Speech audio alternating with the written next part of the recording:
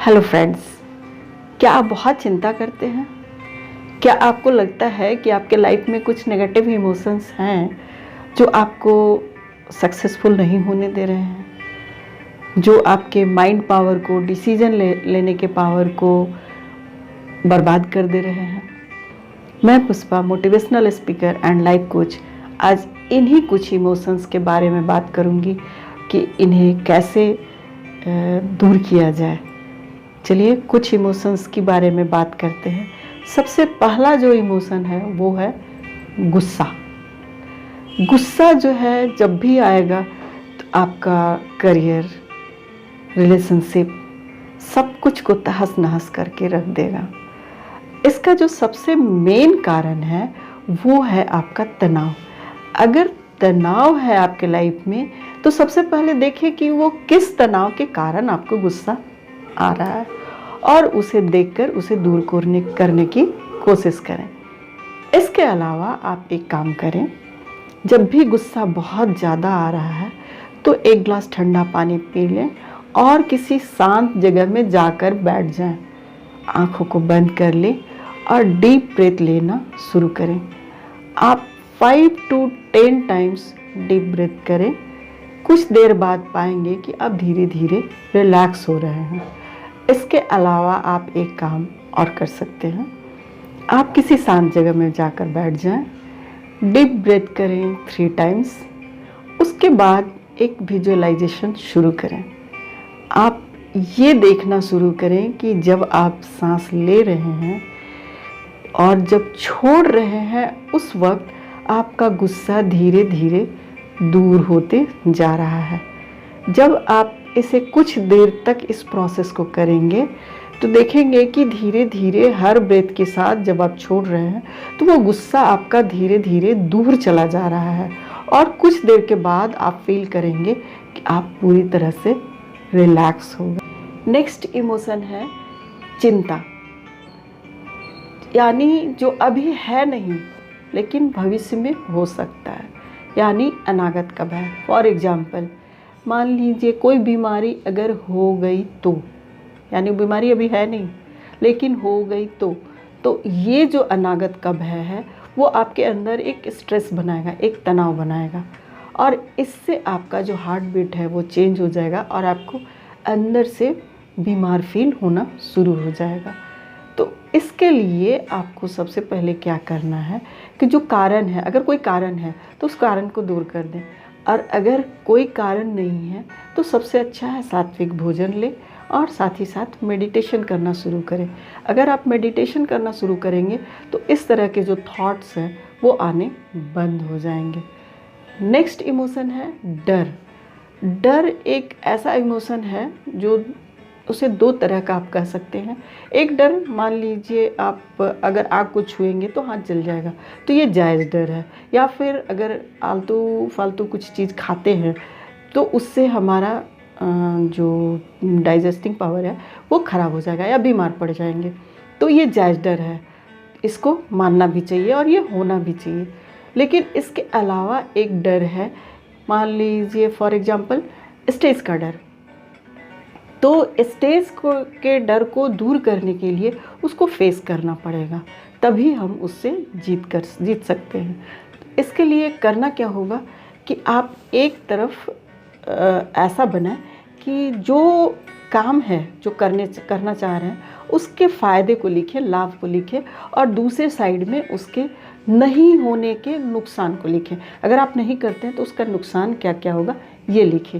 अगर आपका करने का लाभ जो है वो ज़्यादा है तो आपका जो माइंड है, वो आपका जो माइंड पावर है वो उस काम को करने का रास्ता ढूंढ लेगा और आप उस काम को निश्चित कर लीजिएगा। उसके अलावा आपका जो है नेक्स्ट जो है वो है रिवेंज। ये जब किसी में आ गया तो आपको 24/7 आपको एंगेज रखेगा। ये आपका ना हेल्थ अच्छा होने देगा और ना ही आपके रिलेशनशिप अच्छे होने देंगे, ना आपका करियर अच्छा होने देगा।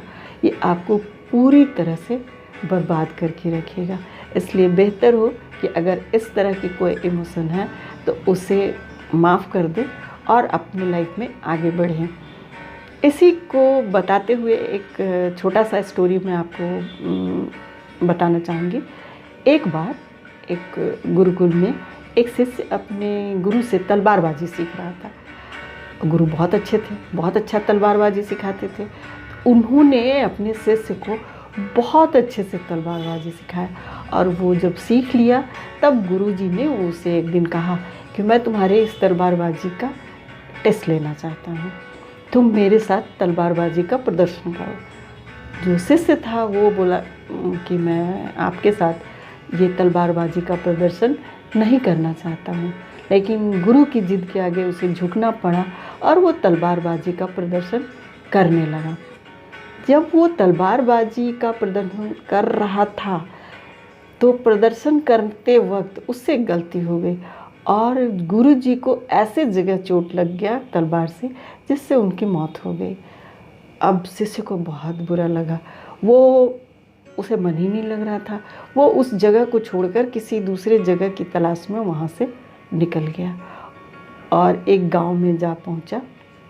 वहाँ देखा कि कुछ लोग जो है गांव वाले, उनको शहर जाने में बहुत दिक्कत हो रही है। तो उसने एक डिसीजन लिया कि मैं इन गांव वालों के लिए एक रोड बनाऊंगा जिससे ये शहर जाकर अपना काम आसानी से कर सके और मेरा कुछ कंट्रीब्यूशन अच्छा लाइफ में हो जाएगा।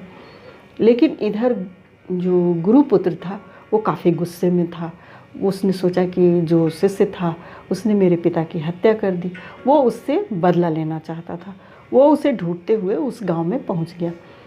अब वो जाकर के उस शिष्य से बोला कि मैं तुम्हें मार डालूंगा क्योंकि तुमने मेरे पिता की हत्या कर दी है।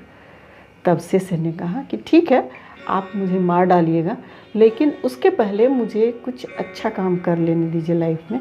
मैं इन गांव वालों के लिए एक रोड बनाना चाहता हूँ और उस रोड को बनाने के बाद आप चाहें तो मुझे मार सकते हैं। उसके बाद वो जो शिष्य था वो रोड बनाने में लग गया पूरी मेहनत के साथ और जो गुरुपुत्र था वो उसको रोड बनाते देख रहा था।